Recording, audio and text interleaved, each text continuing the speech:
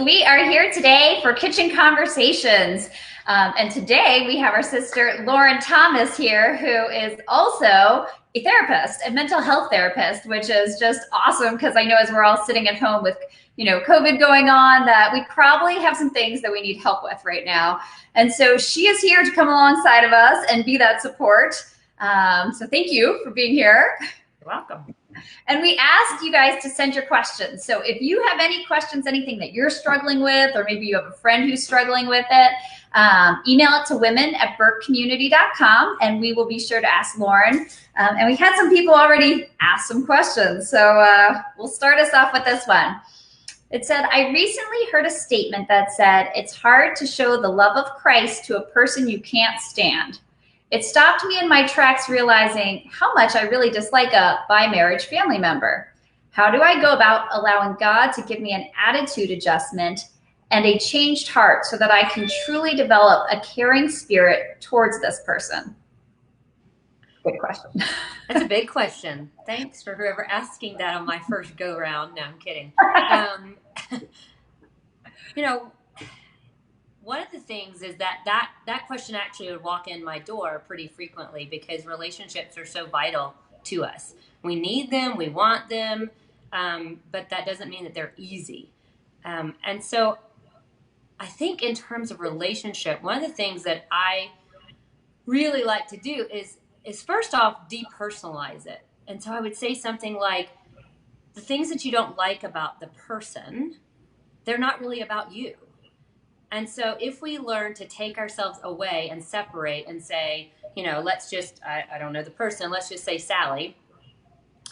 Sally, some of her personality traits or character traits just don't mesh with me. And so it's really hard for me to like her, much less care about her because it rubs me the wrong way when I'm around her. If we are thinking in our mind that Sally might be doing these things to us, right? Whatever those personality traits are, they're happening to us. Then it becomes a personal attack against who we are. But if we can separate that and say, okay, we're going to depersonalize that. And we're going to go, this is who Sally is. And God made her that way.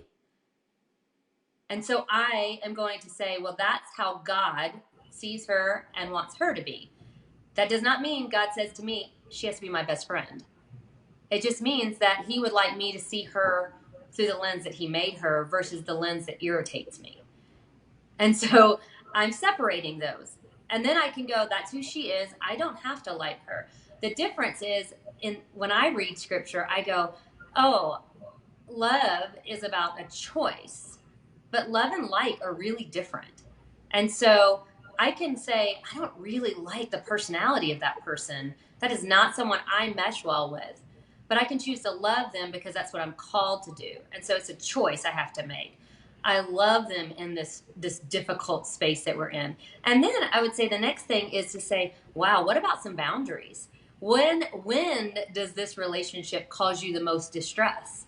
And so then you go, okay, so I can be around Sally in groups. But man, when my, husband, because this might be like, I don't even know, but let's just say like a sister-in-law or, a niece or someone might say, oh, because it's by marriage. That was the question.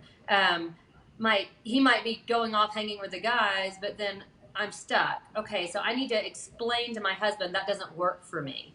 And realize some boundaries that I need to put in so that I can love the way God called me to and take care of me. Yeah, that's a good one. That's really important because it is hard to set boundaries. I was just having this conversation with somebody that practicing saying no too is a really difficult thing. Like I wish I would have learned to say no in my life earlier and been really comfortable with it. Like a friend of mine and I joke that we're like, oh no, thank you, right? Like we're going to say it politely, but we're going to get used to saying no to things that just aren't going to be beneficial. And if you are kind of like, we talk about this in our household, there are relationships that one party enjoys, but the other party doesn't, like in our marriage or even children, right? Our kid really likes this kid, but man, we don't really care for the kid. that happens. And so maybe it's informing those in our family, like, I love you and I want to please you, and I am making a sacrifice, and in doing that, here's the boundary I need to take care of me. Mm-hmm. But I'm not sure, whoever wrote the question, I'm not sure that it would be realistic for you to have the expectation that you're going to be best friends or even good friends if personalities don't jive. Mm-hmm. Like, it's okay to not like someone and to still care about them as a human being. Yeah. And then sometimes God wants to show off and like have you, this happened to me one time. So it's with my mother-in-law actually. Like I always thought, oh, she has a lot of similarities and stuff like that. We should really like each other. But we just like, I don't know, I felt like we didn't click. And somebody said to me, Michelle, have you ever prayed about that? And I was like, well, no, I didn't. Right. Like, and so the very next time I was going to be with her, I was on my knees and I was praying, and it was like God wanted to show off. And it was like we all of a sudden just clicked. And I was like, now we live together. It's funny. I mean, like, it's amazing. Like it is, but it was, wow, you know, like that he can do anything. You can redeem any situation. Definitely. Yeah. The other thought that popped in my head there is that I assume we all, if we work at it, can find one thing to praise that we do like about a person. Ooh, that's good. And so if we, in our mindset, we sit in that and we work at it and we go, okay, I've been focusing and sitting in this space of the things, the character spots that I just don't like about the person. And we sit there long enough, that becomes what consumes us. Mm-hmm. So how do we shift that and go, I'm going to choose to find at least one thing, and it can be as small as anything, like I appreciate that this person's on time. You know, it doesn't have to be huge. And if we can sit in that and go, you know, every time we get together, they're on time, and that shows respect to me, and I really appreciate that about this person. We start really going, and that helps us even actually to seek something else that we might find as a positive attribute.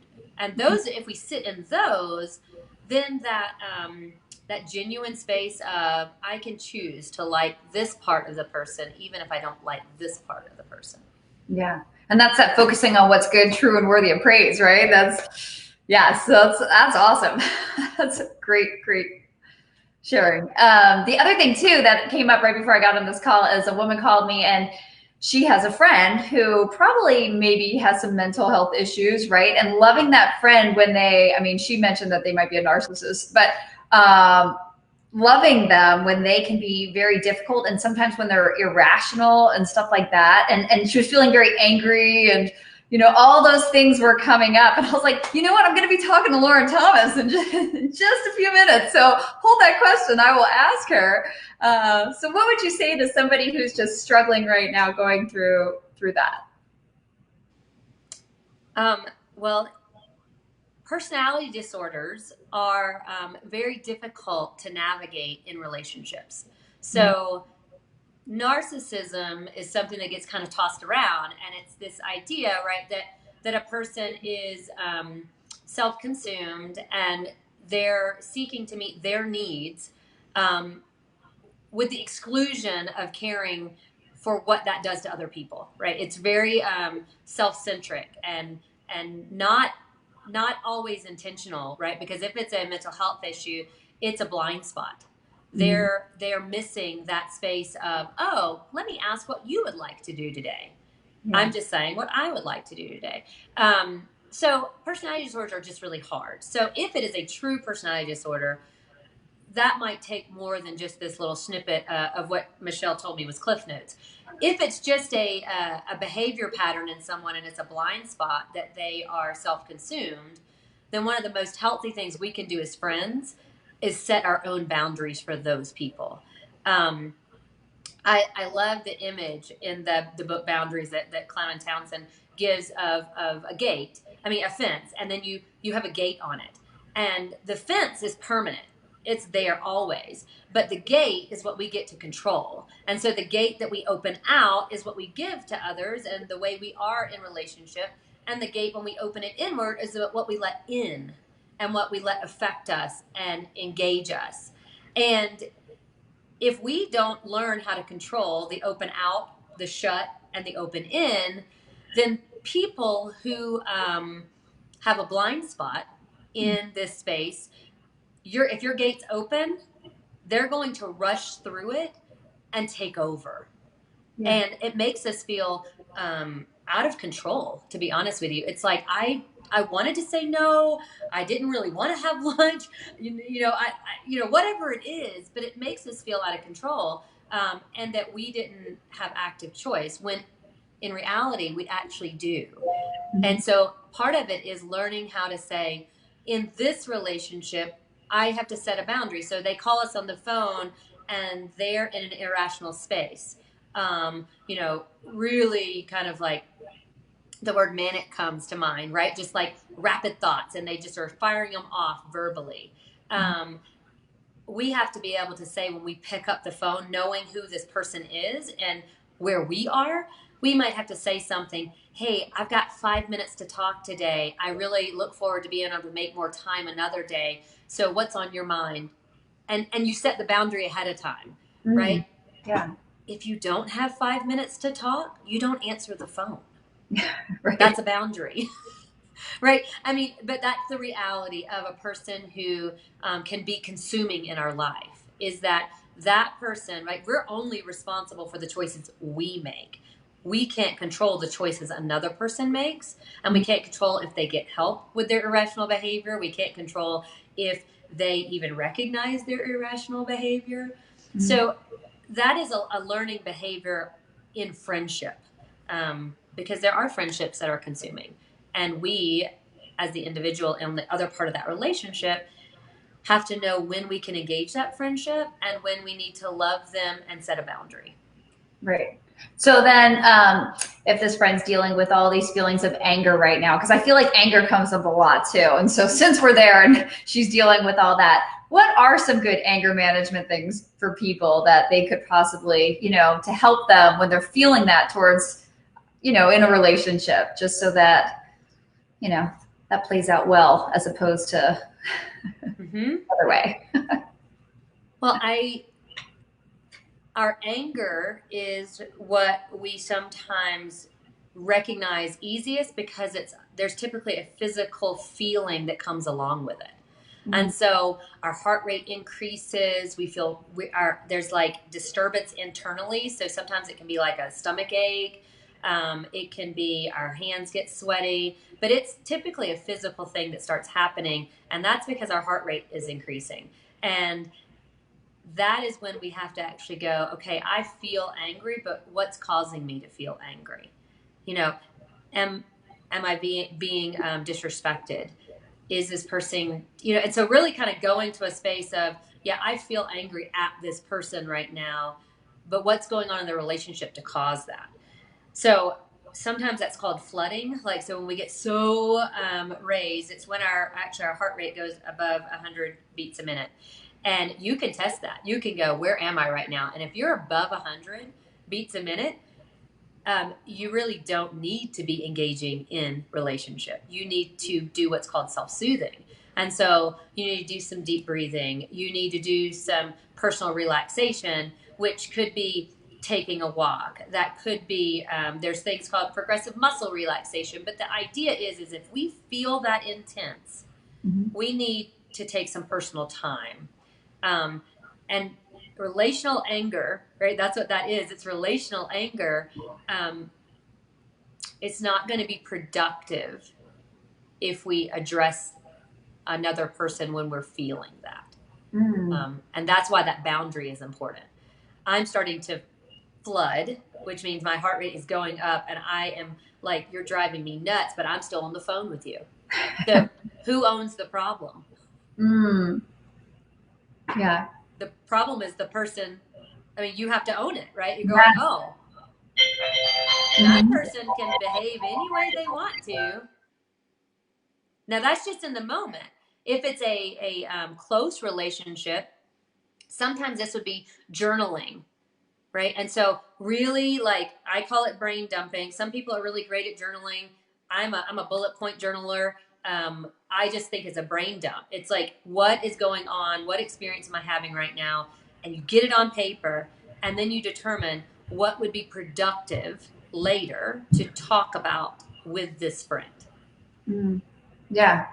Well, and I like the other thing you were bringing up was the self-soothing. I mean, this is good to know too for people, because I feel like, I mean, anger's a big thing too, and people don't know. Like, I always feel like we didn't grow up learning how to handle our anger, right? Like, so when it arises, it's almost like you feel lost and you feel out of control because of not having the right coping strategy. So since you've done this for a long time, can you talk more on that one, just to give some people some practical tools for their toolbox? Sure. I'm going to just jump. One thought I had when you were talking, so I don't forget it, is sometimes I think women feel ashamed when they feel angry, because we were taught collectively as women that was an inappropriate emotion to have. That boys got angry and they go out and they fight it out on the playground, and girls are supposed to cross their legs and be proper.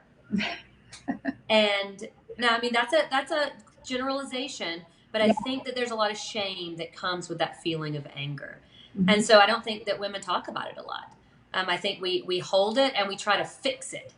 Oh, I shouldn't feel anger. No, you should. It's okay. Like, if you feel it, you feel it. And there's no shame associated with a feeling. What produces a space that I think we all don't like is what we tend to do with it. And when we don't know what to do with it, sometimes we react, and that doesn't always go well. That would be like hanging up on the friend, or yelling at them, or slamming a door, or just saying, I got to get out of here. Right? Those are reactions to the feeling. Yeah. So I just wanted to bring that up, because I think shame really does play a space for us in this discomfort with anger. But okay, so self-soothing. So the easiest one is you put your hand in your, if you were in my office, we would be doing this together. You put your hand on your belly and you put your feet, you uncross your legs like a proper woman should, right? You uncross your legs. But you are wanting your breaths to expand your stomach outward. So a deep breath is not sucking your stomach in when you breathe. It's actually blowing your stomach up. So as you inhale, your stomach goes out. So, and you have to put your hand on your belly, because we're not taught that, because we all suck our stomachs in, right? I mean, I suck my stomach in. But so when we're breathing, a lot of times we're breathing shallow because we all are holding our stomach ins. So this is a deep breathing where you actually let your stomach go out. So as you take a deep breath in, my stomach goes out, and then when I exhale, my stomach goes in. So it's opposite of what a lot of us do. Okay. And so the first thing in self-soothing is learning how to deep breathe. So you have to do that rhythm somewhere between 4 and 10 times just to get that heart rate to begin to come down. So you take a couple deep breaths. Guess what? You can really do this in the presence of other people, and they don't know you're doing it once you learn how to do it. So I can be sitting in a meeting and finding myself, right? It might not be going the way I want it to go, but I can be in that meeting and I can deep breathe. And it can bring me down. The other one, it takes a little bit more time, is called progressive muscle relaxation. So really what you're doing is from toes to head. And so I won't do it all because, again, it's Cliff Notes. But you would start with your legs, and you would extend them outward in front of you and flex your muscles, flex your toes up, hold it, and then you would release it. And then you would do that again. So you do each muscle group twice, and then you do that again. And then you would come up and you would really tighten your stomach, and then you would release it. I know this sounds silly, but you would tighten your bun cheeks, and then you would release it. So you're really thinking about going from toes all the way up your body till we get to our heads. And that's when so the arms you do out, and you're clenching your fists really tight. And then you let your hands go, and then you drop your arms.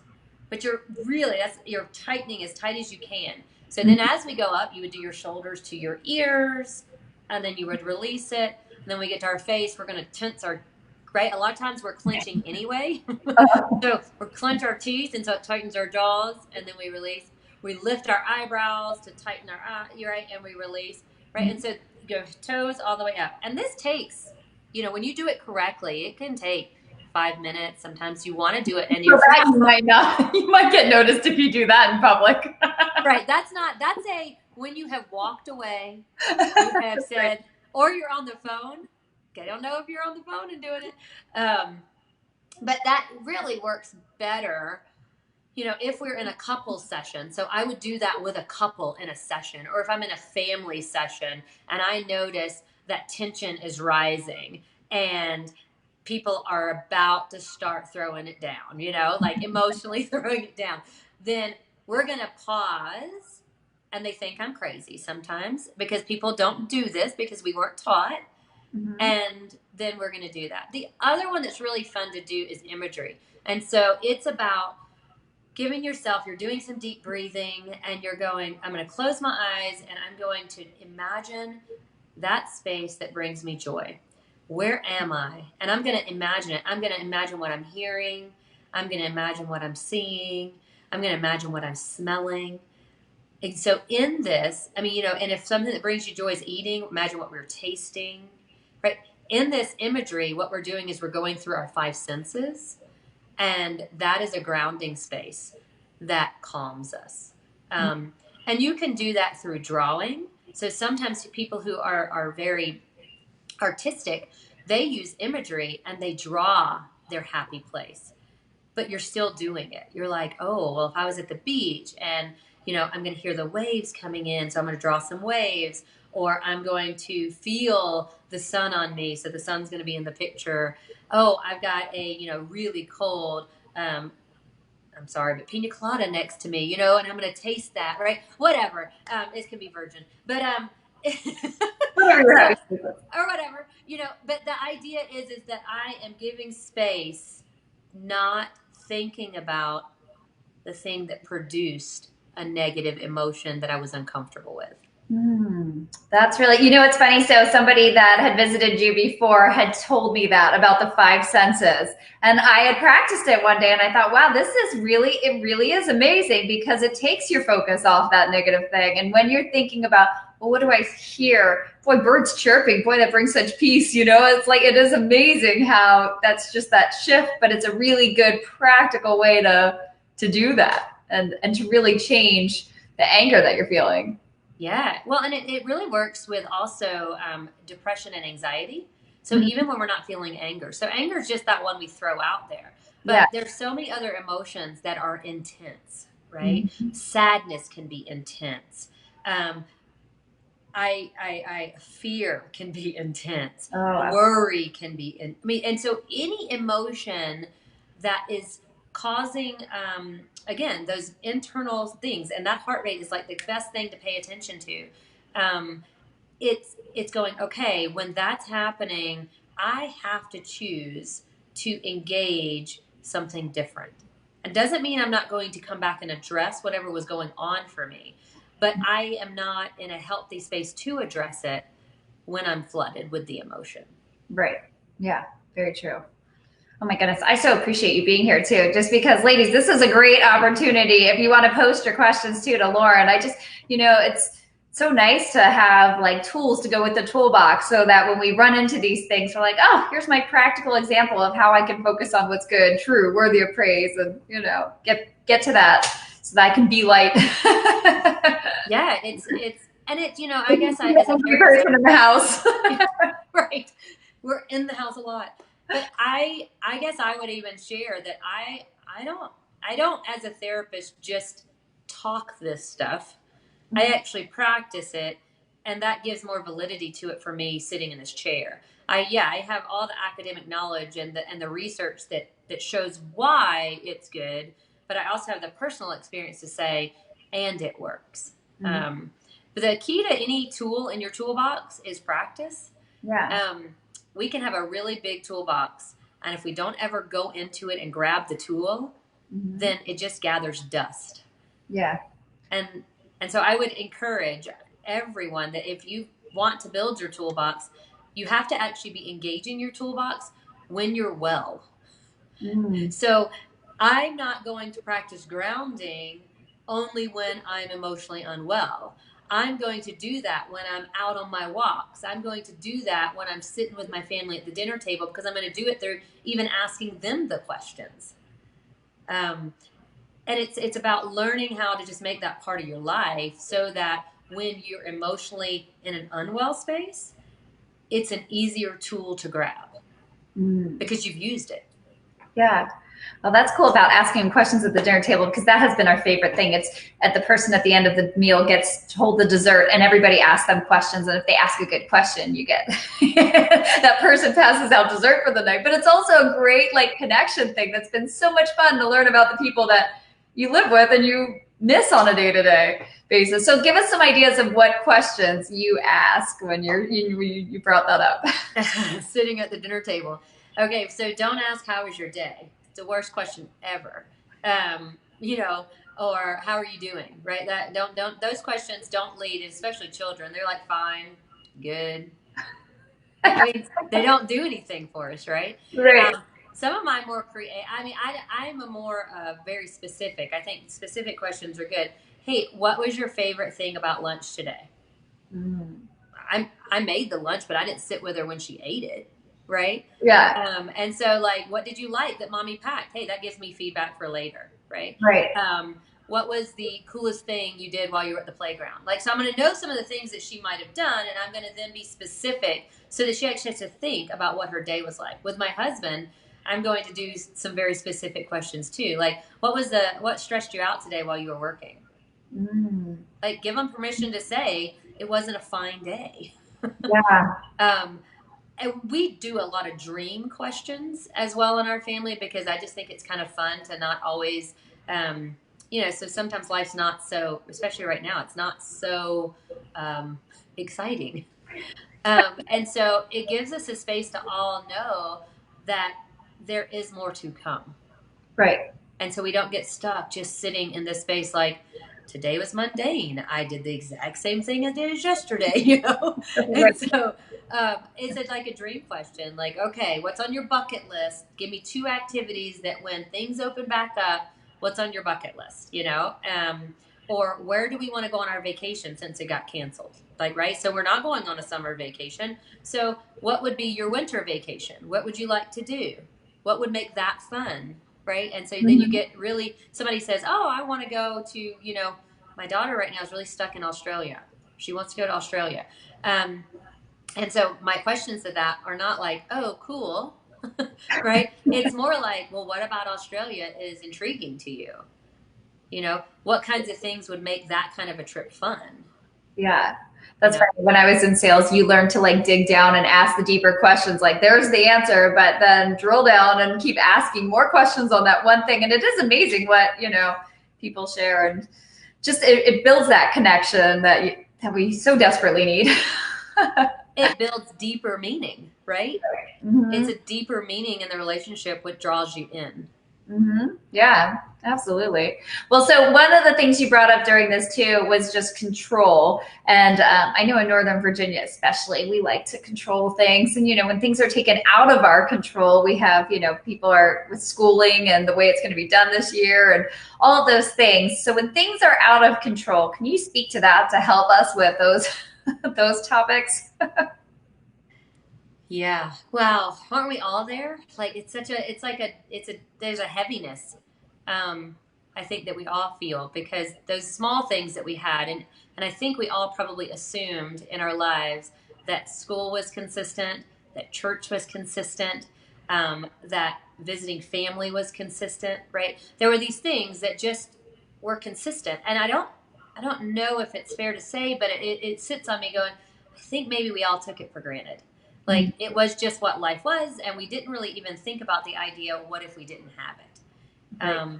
And so in that, then that probably means we probably never thought about like, what do I do if I don't have this?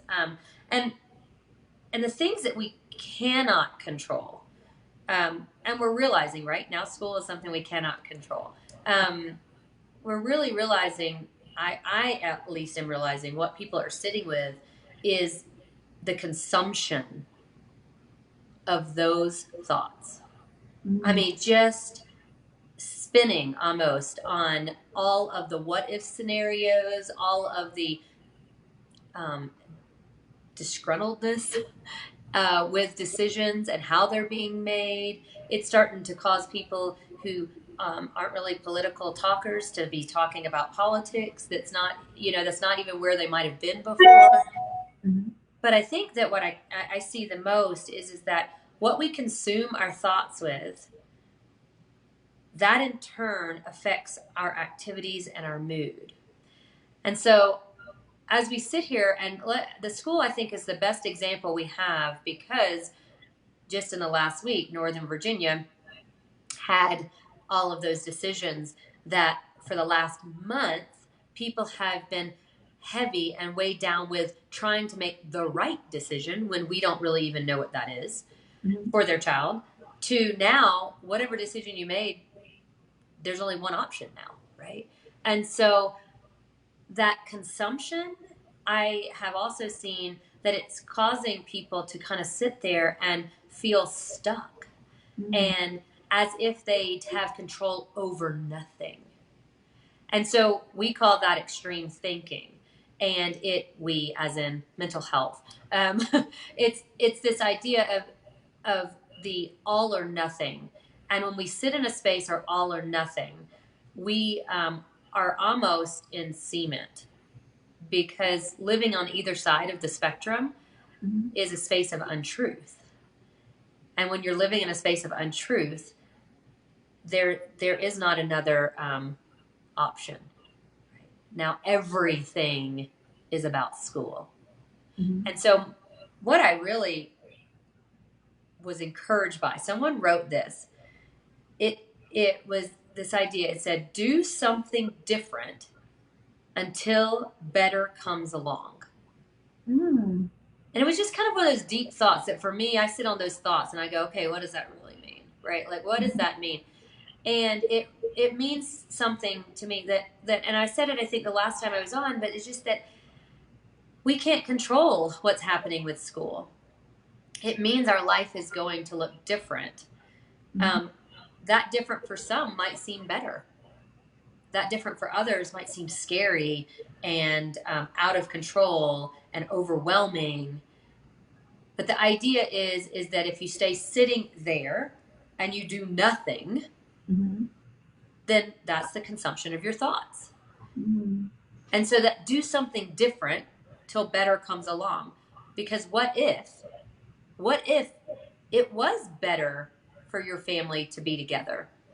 What if a downplay in activity was better? I don't know. It might not be, but what if? Yeah. And so if we go in that mindset of what if, okay, what are the possibilities of this? One of the examples I had, and this is with somebody I was working with, who's really stressed about this idea of homeschool. I mean, well, whatever you want to call it, virtual schooling, homeschooling. You're at home with your kids, responsible for school. Right. And your job and everything else. Go ahead. Right. And I said, what if art became a life skill? What would that look like? And so we sat there for a second and kind of thought about it. And I said, well, talk about some life skills that you as a mom don't have time to teach because your kids are gone 8 hours of the day. Okay, so let's just brainstorm. What are some life skills? And so we were coming up with laundry and, vacuuming. We're coming up with life skills. Those are needed. And then cooking came up.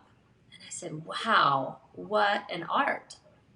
And so we really started honing in on this space of what could happen in this time versus what is not happening.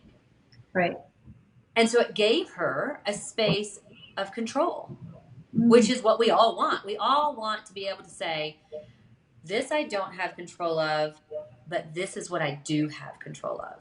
And control is not like obsessive control. It's just that I can wake up today and make a choice and say, so today I'm going to choose to make art in the kitchen.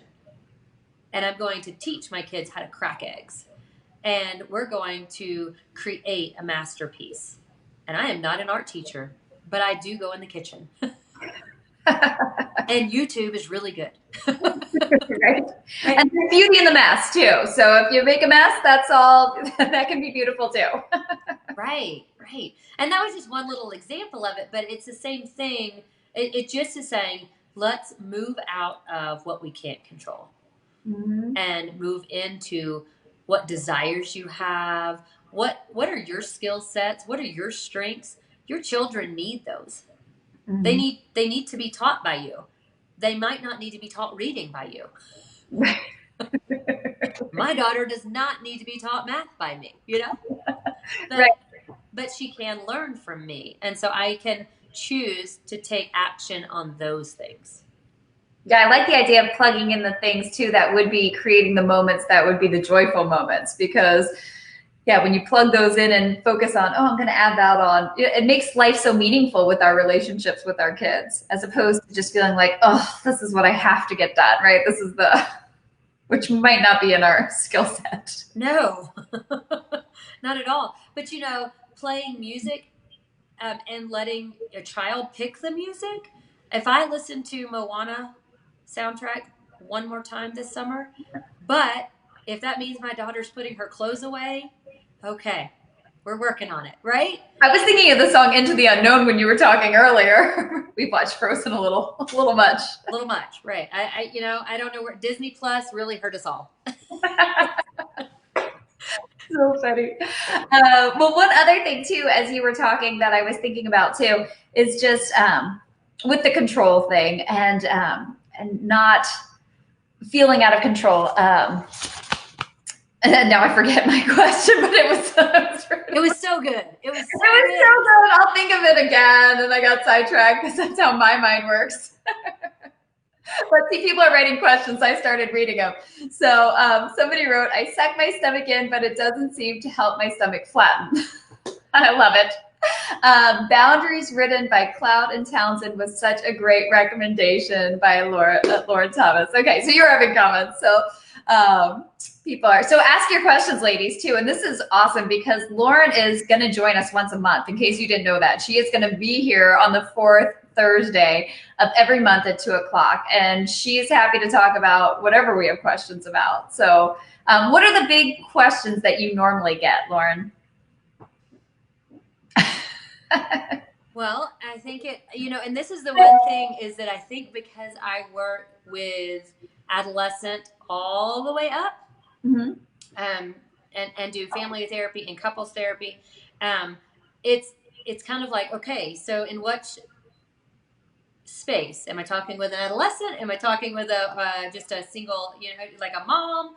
Am I talking with a mom who's married and has, right? There's so many things that come up, but I do think that the space of one of the big ones I think that I get from women is trying to understand their children, and learning how to recognize the unique characteristics of their children, and working as a mom to kind of release that control as a parent. And I think that that's really something we struggle with, and it's really hard. Is learning that developmental maturation that happens, and how do I, as an adult mom, woman, how do I learn those stages and accept them even when I don't like them? And that's really hard to do, because right when we hold our little babies and we're sitting there and they need everything from us. And then as they start totting around, they need safety from us. They need structure from us. They need, lots of nurture. And then they start pulling away from us, and we get hurt by that. What's going on? They don't want to snuggle me. They're embarrassed to kiss me at the bus stop. And so then we start getting hurt by that, because we're not recognizing that that's their natural development. And so how do we deal with those things? And then we move into that lovely preteen stage where they just don't like us. And we're like, why don't they like us? I haven't changed, but they're changing, and they're kind of scare me. And so really one of the things I think that comes in a lot is when it comes to women in parenting, it's about teaching that and just kind of understanding that release of control, even when it's hard. What does letting them become independent look like? And that produces a lot of anxiety for us. And so one of the things I was thinking of when it came to like anxiety and learning how to like have healthy release of emotion is giving ourselves permission to process that ourselves. Like, we don't always have to go to a girlfriend, even though that's nice, and talk about and vent about all of our irritations, because like earlier someone said that actually could be triggering our girlfriend to not want to be around us. Sorry, that was just a joke. Sorry, that was funny. But one of the things we need to learn how to do in that self-soothing is also like self-reflection. And what does it look like for me to say I'm scared and then write about it? Like, and I'm struggling with ... or my biggest desire is ... Like, and these are called journal prompts. And so it's like giving ourselves permission to like just speak to something that's hard for us. And I like writing it. Voice recording is working these days for a lot of people. That's another new technology thing. But it's more of like, how do I deal when there's just a lot going on? And some of it's really that word self-care that's overused. Because self-care, I don't know if people have enough tools in their toolbox for self-care. And so then when people say, oh, just take care of yourself, do something for you, I think that causes even someone to feel more overwhelmed. Right. Yeah. Speaking of self-care, since we're there, why don't we hand them another tool for the self-care toolbox? Because that would probably be helpful each time for women to walk away with, well, this is how I should be, or this might be helpful.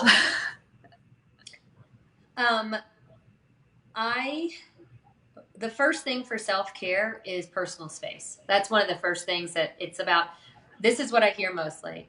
I don't have any time for me. Or no one leaves me alone long enough for me. And I'm going to take you back to your fence with a gate and say, who's in charge of that? Yeah. I think that sometimes we get these glamorized ideas from social media that says me time looks like an entire day away. Or sometimes an entire week away. And that's glamorized self-care. Right. That's not realistic self-care. Yeah. And so I say, let's find pockets. Okay. Implementation means I have to make an active choice to find a pocket in my day that I can do something that provides me enjoyment separate of the needs of others. And it's a pocket. So I have highly encouraged moms, even though we're exhausted, highly encouraged moms to wake up before their children. Get up before them. There's a pocket. Getting up might look like drinking a cup of coffee and looking out the window. It might look like grabbing a devotion that you really enjoy that doesn't feel like work. That's one of the key things, because I know it is important for us to dive deep. That is not always considered self-care when we are feeling tapped out. And so doing something that doesn't feel like work. So if that is just an encouragement message, so that we can be ready to go for the day. If that is taking a walk, oh wait, I have little kids at home and nobody's there with them. Getting outside, you can stay in your driveway and do a couple calisthenics that just get your heart going for the day, so that you can be more prepared. Self-care could look like a bubble bath. Self-care could look like headphones in your ears with good music while your kids are watching a TV show that you just don't want to hear again. Right? So it really is not extensive in terms of how long it is. It's about pockets of care. But the key in the pocket is that it's not meeting the need of anyone but self. I love that. It's funny. So my grandmother would go up and take a bath every night. and having 3 kids, one time I was like taking this bath. I'm like, now I understand why she would go take a bath every night, because it's really relaxing. And like everybody always wants, when I used to sell homes, everybody always wanted the house with a big tub, because we all had that vision that one day we would enjoy it, and nobody ever really uses them, right? But I'm like, oh, that is worth using. Like that's a nice pocket. It's a pocket. And we actually could close the door and lock it because we're taking a bath. Right. Versus, right, like saying, oh, I'm going to go into my kitchen and I'm going, because some people really love cooking, and that can be a great self-care because it's creative and but we can't lock a door, right? We can't close them out. Doors to my kitchen. Oh, well, okay, there you have it. I don't have doors. I can't keep anybody out. And one of the encouragements I would have, it's not a rule. It's not going to be something that you're going to say, oh, Lauran said I can't. It's an encouragement. Do not take a device with you for self-care. Detach, and meeting needs means detach. Because we can't meet our intrinsic self-care need when we are living through someone else's life. Scrolling Facebook is not self-care. Yeah. That's an encouragement. Again, just an encouragement. That's great advice. I definitely, I was even thinking that same thing. And, because I feel like, oh, I miss my friends. I haven't logged on to Facebook in a while. I want to go see what they're doing. But I'm like, it is kind of nice when you take that break from, being on social media and just really like grab a good book or, distracting on our phones. And their relationships, we were talking about those relationships just for a little bit. And sometimes I think people think that someone is going to be upset with them if they don't respond immediately to a message or to a text. In your close circle, that might be something you want to inform them. Yeah. What are your boundaries with responding to email, text message, social media messaging? What are your boundaries there? So that in your close circle, you can inform those people so that you are preventing the possibility of someone making assumptions about the relationship.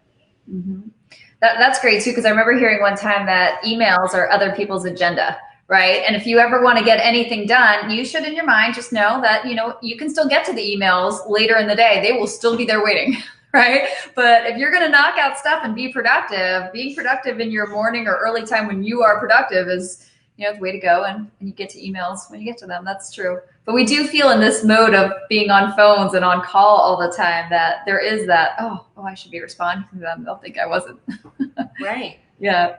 Right. I mean, I think it's, in a business, there's a typical, people I think expect in a business that you're going to respond in a 24-hour, 48-hour time frame. But in a friendship, that's different. Yeah. And so sometimes it's about establishing that boundary. If you're trying to find space for you, inform those around you that you're trying to find space for you. That's your husband. That's everybody that's intimate in your life.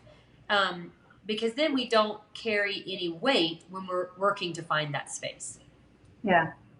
Yeah. And we've already set the expectations so everybody knows. So they're all on the same page. So it's no surprise. Like we're not ignoring them I love that. Thank you. You're welcome.